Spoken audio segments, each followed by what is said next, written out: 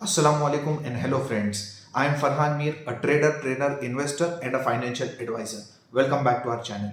Market के weekly dose में आपका बहुत बहुत स्वागत है। इस वीडियो में दोस्तों निफ्टी बैंक निफ्टी का एनालिसिस करेंगे, ग्लोबल इंडाइसेस देखेंगे, डिफरेंट सेक्टर्स की बात करेंगे, गोल्ड, सिल्वर, रुपी, डॉलर, क्रूड ऑयल, ये सब एनालिसिस करके ये देखने की कोशिश करेंगे कि आने वाले हफ्ते में मार्केट में क्या पॉसिबिलिटीज बन रही है। क्या यहाँ से हम ब्रेकआउट करने वाले हैं या ब्रेक डाउन करके करेक्शन को और बढ़ाने वाले हैं। ये कंप्लीट एनालिसिस दोस्तों आपको इस वीडियो में मिलेगी। वीडियो को पूरा देखिए, आपके नॉलेज में जरूर इजाफा होगा। तो चलो दोस्तों शुरू करते हैं। मार्केट के बिहेवियर को दोस्तों एक इंटरेस्टिंग एग्जांपल से समझने की कोशिश करते हैं। सपोज आपको बॉम्बे से हैदराबाद जाना है, ट्रेन सुबह 8 बजे निकलती है। अब मान लेते हैं 8 बजे बॉम्बे से निकलती है, 12 बजे पूना पहुंचती है, 4 बजे सोलापुर पहुंचती है और 8 बजे मान लेते हैं हैदराबाद पहुंचती है। अब जब ट्रेन सुबह 8 बजे निकलेगी तो ड्राइवर के पास दो ऑप्शन है पूना जाने के लिए। पहला ऑप्शन तो ये है कि ड्राइवर बहुत ही ज्यादा फास्ट ट्रेन चलाए और 11 बजे तक पूना पहुंच जाए, बट फिर भी वो 12 बजे के पहले पूना तो छोड़ नहीं सकता क्योंकि पूना का टाइम तो 12 का है। तो अगर ड्राइवर ने बहुत जल्दी पूना पहुंचा दिया तो उसके बाद दूसरा ऑप्शन क्या बचता है कि 1 घंटा वो आराम करे, पूना में ही गाड़ी रुके और 12 बजे पूना से निकल जाए। और दूसरा ऑप्शन क्या है, ड्राइवर को पता है कि यार 1 घंटा पूना में रुकना पड़ेगा, तो क्यों फास्ट चलाना, धीरे धीरे धीरे जाते हैं, 12:30 बजे पूना पहुंचते हैं और फिर पूरा में बराबर टाइम पे पहुंचेंगे और वहां से सही टाइम पे निकल जाएंगे। तो ये दो ऑप्शन है। अब देखा जाए तो इसमें गलत और सही कुछ भी नहीं है, दोनों भी अपनी जगह पे सही है। अब इस एग्जांपल को अगर आप मार्केट से कंपेयर करोगे तो आप समझिए, अगर आप इन्वेस्टर हैं तो आपने ये समझना है कि आपको 15-16% का ही रिटर्न मिलना है over a period of time. अगर आप सेंसेक्स की जर्नी देखोगे तो 1980 में सेंसेक्स बना था, तब सेंसेक्स 100 रुपए से शुरू हुआ था और 2022 में सेंसेक्स करीब करीब आज 60,000 के आसपास ट्रेड कर रहा है। तो अगर आप सीएजीआर देखोगे ना तो 16% का रिटर्न है। अब इस बिटवीन ऑब्वियस ही बात है, बहुत सारी चीजें हुई, क्रैश आया, करेक्शन आई, हर्षद मेहता का स्कैम हो गया, .com बबल हो गया, 2008 का क्राइसिस हो गया, कोविड आ गया, सब कुछ आ गया, बट 16% का रिटर्न बन गया। तो ये चीजें एज ए इन्वेस्टर आपको समझना जरूरी है।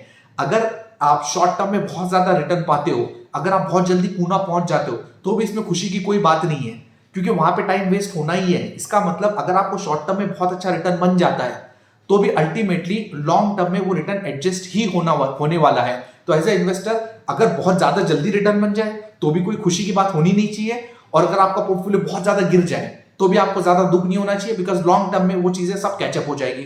तो अगर इसी चीज को हम चार्ट से देखें निफ्टी के, तो देखिए किस तरीके से ये फिनोमिना मैं आपको एक्सप्लेन करता हूं। तो ये वो दोस्तों टाइम था जब कोविड आया था और कोविड के बाद मार्केट में एक क्रैश ट्रिगर हो गया और फिर मार्केट ने वी शेप रिकवरी ले ली। ये जो है ना, इसको हम एक काम करते हैं, इसको पकड़ते ही नहीं है, बिकॉज कोविड आया भी कोविड गया भी तो ठीक है उसको, क्योंकि अगर मैं यहां से पकड़ू ना तो एक्चुअली वो प्राइसेस गलत हो जाएगी, बिकॉज एक एक्सीडेंट हो गया था जिसकी वजह से पूरा मार्केट डिस्टर्ब हो गया। तो हम लोग काम करते हैं यहाँ से पकड़ते हैं। तो अगर आप यहाँ से देखोगे मार्च 2020 से कोविड आने के पहले, और अगर मैं आपको यहाँ तक के अब तक के रिटर्न बताऊं तो आप देख सकते हो करीब करीब 50% के आसपास का रिटर्न है। तो बेसिकली अगर किसी इन्वेस्टर ने मार्च 2020 में इन्वेस्ट किया होगा और वो अगर सो गया होगा तो आप देख सकते हो कि 3 साल में, मार्च 2020 से लेकर 3 साल ऑलमोस्ट हो चुके हैं, 3 साल में उसको 50% का रिटर्न है। मतलब ऑन एन एवरेज वही 15-16% के आसपास का रिटर्न बनता है।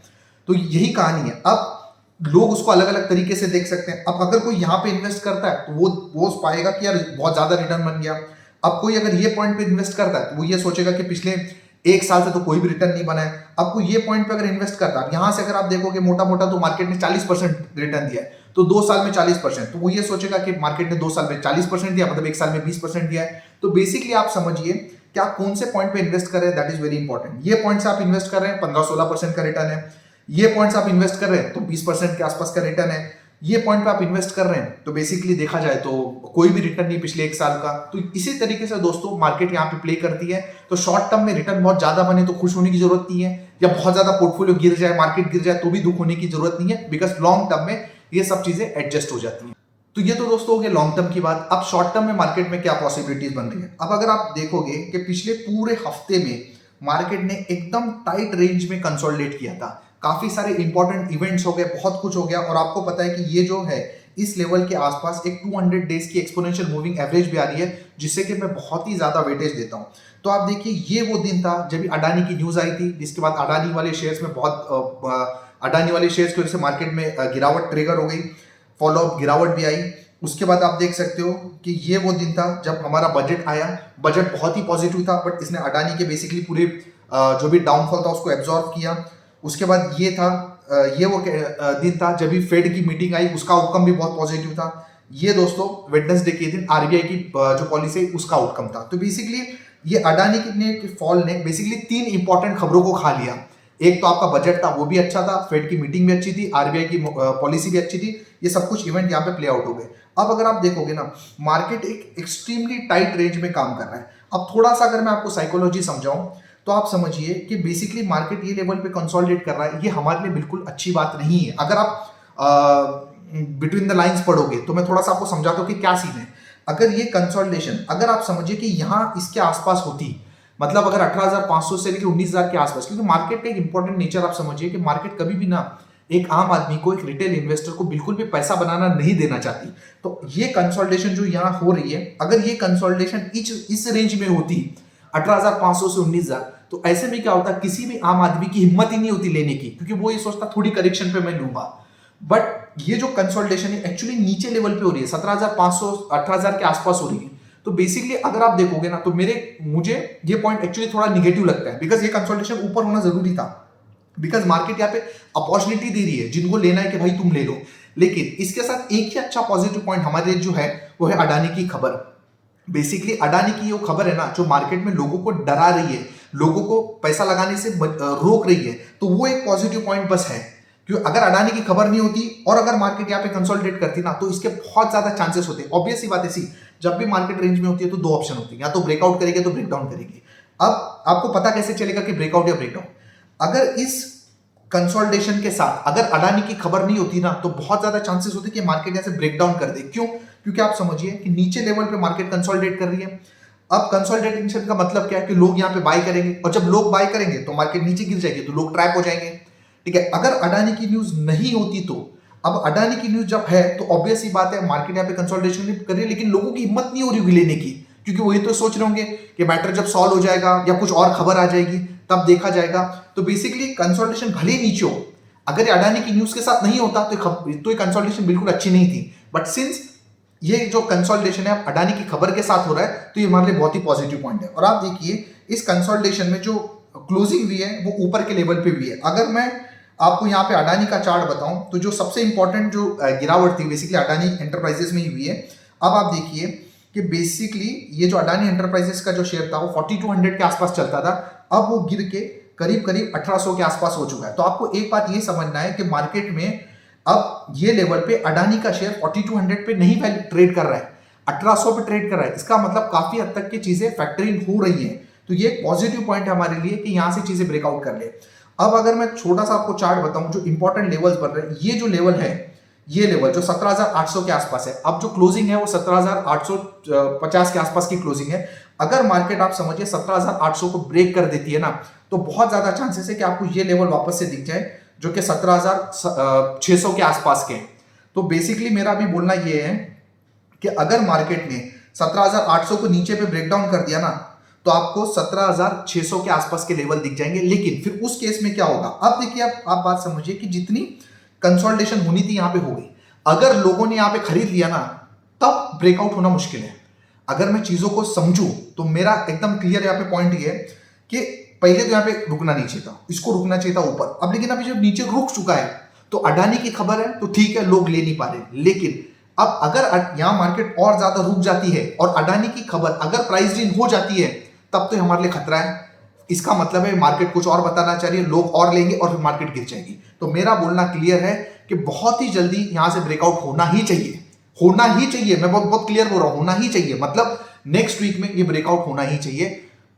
देखिए उतना एग्जैक्ट तो हम टाइम नहीं कर सकते, लेकिन मैं आपको बता दूं बहुत जल्दी ब्रेक, क्योंकि नहीं हुआ ना तो अडानी की खबर प्राइस नहीं हो जाएगी, लोग ले लेंगे और फिर मार्केट चल देवे, ऐसा बिल्कुल भी पॉसिबल नहीं है। अब यहां से दो पॉसिबिलिटीज बन रही है आपको निफ्टी को लेके।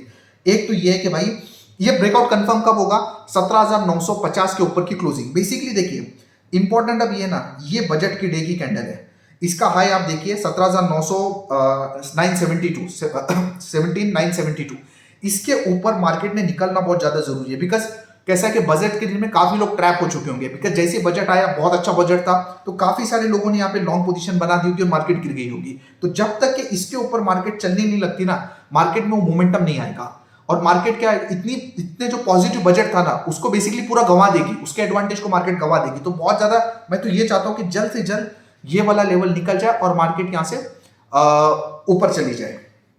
और अगर बाई चांस मार्केट ने नीचे 17,800 को नीचे ब्रेक कर दिया ना, तो 17,600 तक फिर ऐसा होगा, ऐसा सीधा ऐसा 17,600 आएगा, इंट्राडे में ही दिखेगा आपको, और इंट्राडे में रिकवरी हो जाएगी और मार्केट सीधा की सीधा खींच देगी। तो ये पैटर्न में बहुत ज्यादा चांसेस है कि मार्केट ब्रेकआउट कर ले। और उसका दूसरा रीजन ये भी ना कि देखो अपसाइड में ब्रेकआउट करने का एक रीजन ये भी बनता है ना कि पहले तो उसकी क्लोजिंग इंपॉर्टेंट है, प्लस जो एफआईएस की जो लॉन्ग पोजीशन है वो करीब करीब इंडेक्स में 19% के आसपास है। इतनी लो लॉन्ग पोजीशन उनकी कोविड के टाइम के आसपास थी। तो बेसिकली यहां से अब एफआईएस में भी शॉर्ट तो बचे नहीं है, और बाकी ग्लोबल चार्ट्स को देख के लगता नहीं कि कुछ शॉर्ट यहाँ पे है। तो मेरा पॉइंट बड़ा सिंपल है, नेक्स्ट वीक में ही आपको यहाँ पे ब्रेकआउट दिखना चाहिए, नहीं हुआ तो थोड़ा बहुत आगे पीछे, लेकिन बहुत जल्दी ब्रेकआउट होना जरूरी है। अगर यहाँ पे ज्यादा टाइम गुजर जाता है तब सोचना पड़ेगा कि हमारी जो थिंकिंग है वो सही है कि गलत है। अब वैसे अगर मैं बैंक निफ्टी में बताऊं, सेम चीज एग्जैक्टली सेम, ये लेवल अगर टूट जाते बैंक निफ्टी में 41,200 के आसपास, तो एक बार आपको 39,900, 800, 900 के लेवल दिखेंगे अगेन, फिर ऐसे आएगा और ऐसे जाएगा। और दूसरा ऑप्शन तो ये कि बस ये लेवल को ब्रेकआउट कर दे और यहां से निकल जाए, जो कि मेरी अभी तक की स्ट्रॉन्ग पॉसिबिलिटी मुझे यही लग रही है। और दूसरी चीज ये कि क्यों मैं ब्रेकआउट फेवर में हूं, एक तो एफआईएस की लॉन्ग पोजीशन में मैंने बता दिया आपको, और दूसरा देखिए आप इंडिया वीक्स देखिए, आप इंडिया वीक्स आप देखिए, अगर मैं आपको थोड़ा सा बड़ा चार्ट इसका बताऊं तो ऑलमोस्ट 12 के लेवल पे आ चुका है। और 12 का लेवल मतलब ये बताता है कि कोई वॉलिटिलिटी बची नहीं है मार्केट में। अब यहां से गिर गिर के कितना गिरेगा इंडिया विक्स, तो एक बाउंस लेना जरूरी है। तो जैसे ही ब्रेकआउट करेगा फिर वहां से इंडिया विक्स में भी मूवमेंट आने का बहुत ज्यादा चांसेस है। तो कुछ ना कुछ अब बहुत जल्दी होना जरूरी है। अगर मैं आपको बताऊं सेम स्टोरी मिड कैप में भी, पूरे सब में वही स्टोरी है, या तो ऐसा ब्रेकआउट कर ले या तो ऐसा ब्रेकआउट कर ले। अगर नीचे आ गया ना, आप समझिए वो करेक्शन इंट्राडे की होगी, इंट्राडे में आएगा और वहां से सीधा सीधा खींच देगा, क्लोजिंग ऊपर जाके होगी 17,600 के आसपास। मुझे नहीं लगता कि अभी क्लोजिंग यहाँ पे होने वाली है। सेम स्टोरी मिड कैप में भी है। अगर आप मिड कैप का भी चार्ट देखोगे तो आप देख सकते हो अगेन, अगर करेक्शन ऐसी हुई तो ये भी यहां तक आ जाएगा। And same story small cap में भी है। अगर सब में करेक्शन हुई तो छोटी मोटी करेक्शन इंट्राडे एक आध दिन की करेक्शन होगी, फिर मार्केट ऊपर खींच जाएगी। और दूसरा मुझे जो स्ट्रांग लगता है ना, वो ये देखिए आप, ये डाउ जोन्स का चार्ट है, बिल्कुल एकदम अच्छे लेवल पे डाउ जोन्स ने बिल्कुल टिका के रखा हुआ है। यहाँ पे कोई भी बड़ी करेक्शन की इंडिकेशन नहीं है। वही सेम चीज नैस्डैक के साथ भी है। अब नैस्डैक ने इतना बड़ा मूव लिया था, सब छोटा मोटा करेक्शन किया है, तो इसके भी चार्ट में कोई भी दिक्कत नहीं है। अगर आप बाकी ग्लोबल मार्केट्स भी देखेंगे, ये देखिए यूके का चार्ट ऑलमोस्ट टॉप पे खींच के ठहरा हुआ है। ये देखिए फ्रांस का चार्ट, ये देखिए एकदम टॉप पे। कोई ये तो यूएस, यूके, यूरोप, इनमें तो प्रॉब्लम है, इन देशों में प्रॉब्लम है, वहां की जीडीपी ग्रो भी नहीं कर रही सही से, बट इनके चार्ट्स में कोई दिक्कत नहीं है। तो हम तो सूनर और लेटर इसको कैचअप करेंगे और बहुत जल्दी हम लोग ब्रेकआउट कर देंगे। अब ये देखिए डॉलर का, जहां तक हमने बात किए थे, आपको याद होगा लास्ट टू लास्ट वीक में मैंने आपको बताया था कि जब 100 के आसपास थे कि डॉलर ने ब्रेकआउट ऊपर जाना चाहिए और 105 के आसपास के लेवल डॉलर दिखा सकता है। तो इस अभी भी मेरा वही व्यू है, एक मूवमेंट के बाद डॉलर ने यहाँ पे पहुंच गया है, डॉलर फर्दर यहाँ से ऊपर जा सकता है और 105 के आसपास के डॉलर लेवल आपको दिखा सकता है। तो अगर डॉलर स्ट्रांग हो जाता है तो ऑब्वियस ही बात है उसका डायरेक्ट असर इंडियन रूपी पे होगा। इंडियन रूपी वीक होगा, जो कि आपको दिख रहा है। वीक होने का मतलब बढ़ना, उसको ही वीक होना बोलते हैं। एंड ऑब्वियस ही बात है अगर डॉलर बढ़ जाता है तो उसका जो करेक्शन बेसिकली गोल्ड और सिल्वर में आपको करेक्शन दिख जाएगी। तो ये देखिए, तो मुझे लगता है अभी भी डॉलर में थोड़ी जगह बाकी है ऊपर जाने की, तो यहाँ से थोड़ा सा गोल्ड और सिल्वर वीक हो सकता है। बट अगर आपको ओवरऑल मेरा गोल्ड पे व्यू पूछोगे तो मुझे ऐसा लगता है कि ये लेवल पे आपको गोल्ड दिख जाएगा, $2100 के आसपास गोल्ड दिख जाएगा। मतलब अगर इंडियन रूपी में बात करूं तो मुझे ऐसा लगता है कि 60,000 तो गोल्ड बहुत जल्दी यहां से क्रॉस करेगा। वैसे ही गोल्ड और सिल्वर की भी सेम कहानी है, एक छोटा सा डिप वहां पे मिलने को तैयार है। अगर मैं सेक्टर्स की बात करूं, आईटी सेक्टर तो अभी भी मुझे लगता है ब्रेकआउट के आसपास ही है। नैस्डैक स्ट्रांग दिख रहा है, तो देखना पड़ेगा ये ब्रेकआउट करता है कि नहीं करता। शॉर्ट टर्म में आईटी सेक्टर में मुझे मूवमेंट दिख रही है, एक ऐसा लगता तो है कि ब्रेकआउट होने को आईटी तैयार है। मेरी जो बेट है ना, मुझे फार्मा लगती है। आने वाले टाइम में मुझे ऐसा लगता है 1-2 महीने में फार्मा एक सेक्टर ऐसा है ना जो एक अच्छा बाउंस लेने के लिए तैयार है, अच्छे सपोर्ट के आसपास एक बाउंस लेने को तैयार है। उसके बहुत से स्टॉक्स मुझे अच्छे भी लग रहे हैं, जैसे लुपिन तो मैंने पर्सनली बोला भी है टेलीग्राम ग्रुप वगैरह पे। औरोबिंदो फार्मा काफी अच्छा लगता है, लॉरस लैब काफी अच्छा लगता है, और बहुत सारे स्टॉक ऐसे हैं जो शॉर्ट टर्म में बाउंस लेने को तैयार है। तो अगर आप स्विंग ट्रेडिंग का मूड है आपका, तो काफी सारे अच्छे स्टॉक अच्छे लेवल पे हैं, आप फार्मा पे जरूर नजर रख सकते हैं, मुझे ऐसा लगता है। मेटल सेक्टर में आप देखिए कि बहुत बड़ी करेक्शन मेटल सेक्टर में ट्रिगर हो गई थी। उसका जो मेन रीजन था वो अडानी एंटरप्राइजेस। मेटल सेक्टर में बहुत बड़ा वेटेज अडानी एंटरप्राइजेस का, उसकी वजह से ट्रिगर हुआ है। हालांकि अगर आप बाकी मेटल सेक्टर के चार्ट्स में देखोगे इतना कोई प्रॉब्लम नहीं है। अब वही रीजन था कि अडानी एंटरप्राइजेस ही बेसिकली इस पूरे फॉल का जिम्मेदार है। अदरवाइज मेटल सेक्टर एक बहुत अच्छा सेक्टर है। मेरे ख्याल से आने वाले 2-3 सालों के लिए मेटल सेक्टर पे बिल्कुल दाव लगाया जा सकता है। ग्लोबल विक्स की आप बात करेंगे तो इसमें भी कोई डर का माहौल तो बिल्कुल भी बना नहीं है। तो ये पूरी दोस्तों कहानी है। अगर मैं आपको कहानी में समरी कर दूं तो सिंपल सी बात है, हम लोग फिलहाल एक रेंज में ब्रेकआउट होने के बहुत ज़्यादा चांसेस है। कंफर्म हो जाएगा अगर 17,950 के ऊपर हम लोग टिक गए, क्लोजिंग कर दी, तो we are ready to take off. बहुत ज़्यादा चांसेस है कि अगले हफ्ते आपको कहानी दिख जाए। अगर 17,800 हमने नीचे ब्रेक कर दिया तो हम 17,600 तक जाएंगे, लेकिन फिर वो केस में ऐसा होगा, बच जाएंगे, इंट्राडे में ही गिर जाएंगे और वहीं से मार्केट खींच देगी। अभी तक मुझे लगता है उसके नीचे का फिलहाल तो मैं इस मार्केट में नहीं देख रहा। So that's it for this video. Video पसंद है तो लाइक कीजिए, चैनल को सब्सक्राइब कीजिए, बाजू में बेल आइकन से प्रेस कर लीजिए। डिस्क्रिप्शन में बहुत सारे इंपॉर्टेंट लिंक्स हैं, उससे आप जरूर ज्वाइन कीजिए।